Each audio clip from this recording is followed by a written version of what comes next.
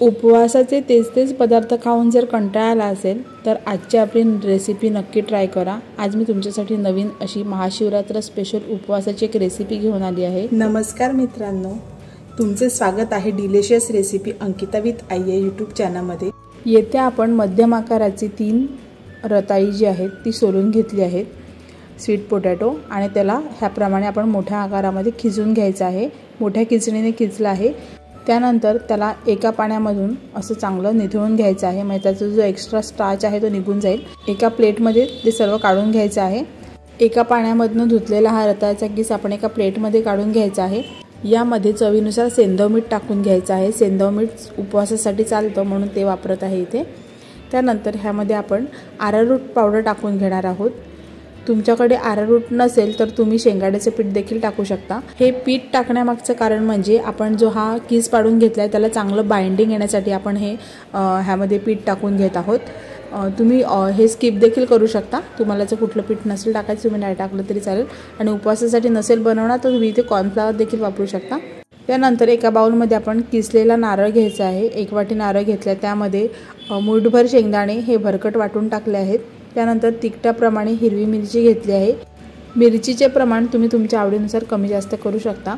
त्यानंतर मी इथे कापलेल्या मनुका घेतल्यात, इथे तुम्ही अंजीर किंवा खजूर देखील वापरू शकता।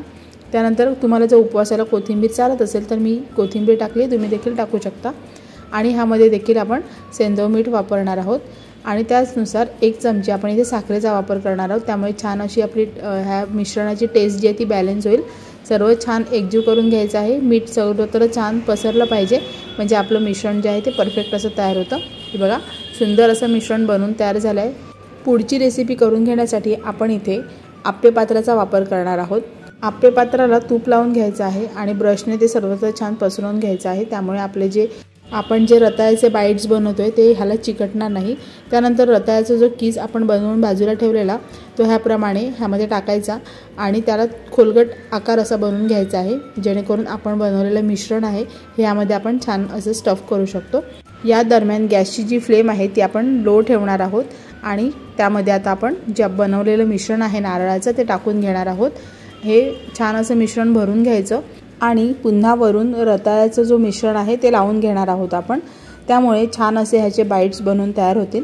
आता हे चांगले असे कव्हर करायचं आहे जे आपण मधलं मिश्रण टाकलं आहे ते, म्हणजे त्यामुळे मिश्रण बाहेर येणार नाही। सर्व चांगले कव्हर झाले की त्यानंतर आपण वरून थोडंसं तूप सोडून घेणार आहोत। त्यामुळे रताळ्याचे जे बाईट्स आहेत ते छान खरपूस असे बनतील। चला तर आपण तूप सोडून घेऊया। त्यानंतर ह्यावरून आपण झाकण ठेवून घेणार आहोत।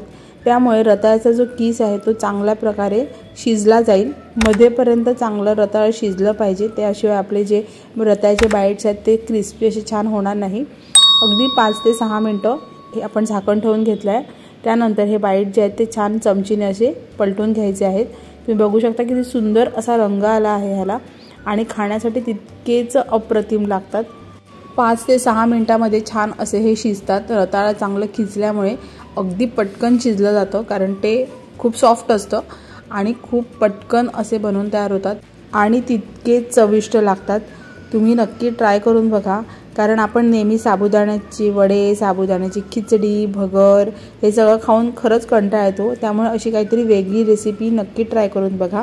मोठ्यांबरोबर छोटे देखील आवडीने खातील अशी सुंदर आणि हेल्दी अशी रेसिपी आहे। बघा, मी मधून तुम्हाला दाखवते किती छान असा आपलं रताळं शिजलं आहे। रताळे खाणे हे आरोग्याच्या दृष्टीने अत्यंत फायदेशीर आहे, कारण रताळं खाल्ल्यामुळे डोळ्यांचे आरोग्य सुधारते, तसेच हृदयासंबंधित काही तक्रारी असतील तर त्या दूर होतात।